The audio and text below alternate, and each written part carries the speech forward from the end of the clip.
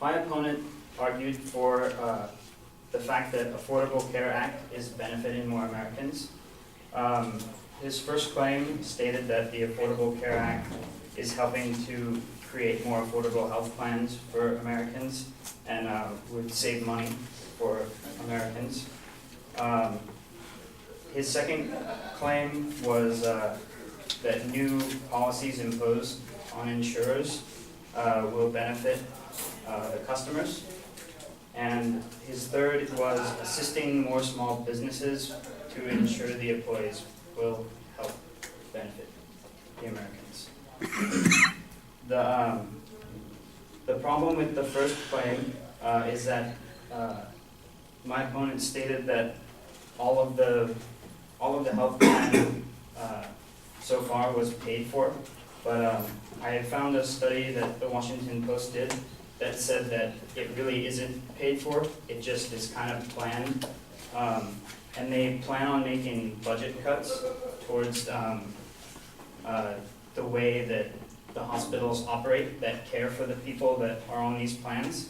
And there'll be $700 billion being cut from these hospitals that provide the care.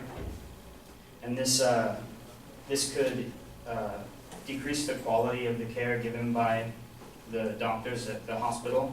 And it could also lower the amount of staff that's at the hospital, meaning that not as many people would be able to be treated. Also, one plan that Congress had been discussing was that manufacturers of medical devices would have an increased tax. And that was according to a study that Forbes did. And they said that even though the prices are directed at the companies, that some of these costs can trickle down to the consumer if they need to buy something related to their health care, and that could also make it more expensive for the Americans. The second claim, again saying that the insurers will benefit, or that the new policies on insurers will benefit for the customers. My opponent stated that you must qualify for the new Affordable Care Act, and you must qualify to, if you have a pre-existing condition.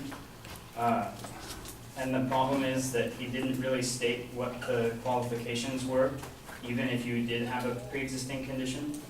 He said that people were allowed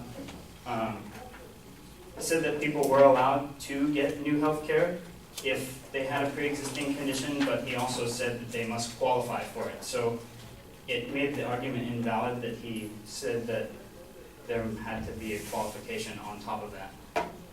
The third claim is about the small businesses.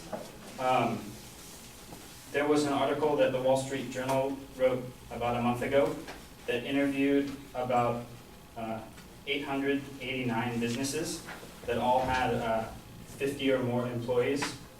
And it said that many of them were unsure that they would actually provide health care for their employees because they didn't make enough money to provide insurance for all of those people. One man that they interviewed owns a company that manages cafeterias for schools and prisons and things like that. And he pays $140,000 a year for 25 of his managers. He also has 102 other workers, and if he had to pay those people, he would have to pay $500,000 a year in insurance. And he said that he has never made that much money in 1 year with his company, and that he would never be able to afford that. So he's considering taking the fine of $2,000 per person and just dropping insurance entirely from all of his employees, which would then put all that pressure on the government to provide the insurance, and they just would end up without any insurance. Thank you.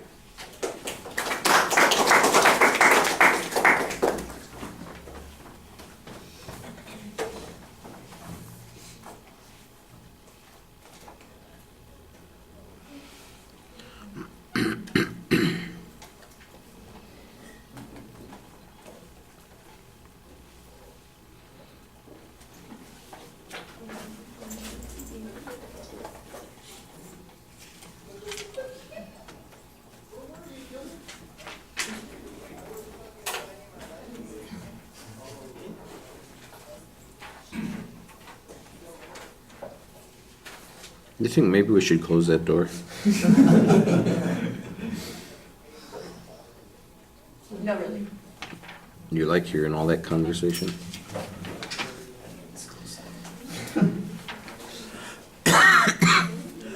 Right, Darrell, the organizational stuff is fine. It's relatively easy to follow. On the individual points, you have a tendency to label the advocate's claim, but you're not really making your arguments as declarative statements. You kind of give explanations of how this might work or what's potentially going to happen, but you need to follow through and make a declarative statement on some of these points. For instance, on the second point, where you're talking about this qualification thing, you ask a question, you kind of go in circles about what is the qualification, what does this mean, and then you basically say it's invalid. And I'm going, okay, so why is it invalid?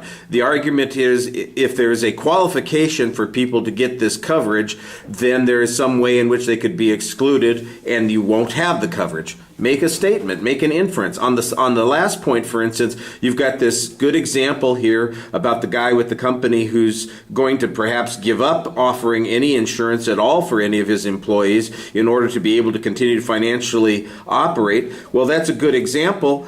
Your inference should be that businesses will drop coverage because of the Affordable Care Act. So you're kind of giving us an explanation, but you're not following through with the declarative statement that goes along with that explanation. I think that you also need to argue the advocate's evidence and reasoning a little bit more. I'm not sure that on the first point there was much information that the advocate presented to show that coverage was going to go up. Your argument here talks about financing and whether or not the cuts that are going to be required to pay for it will actually be put into place. I'm not even sure why the trickle-down cost is going to matter when you're talking about the medical devices, for instance, and who it's going to apply to. I guess generally what you're saying here is that costs will actually go up for consumers. Then make that statement, put it into the form of a claim. It just feels to me like instead of making an argument, you're kind of trying to outline what some of the problems could be if any of this happens. And it sounds tentative as a consequence, and I think you need to be a little bit more assertive in making your claims.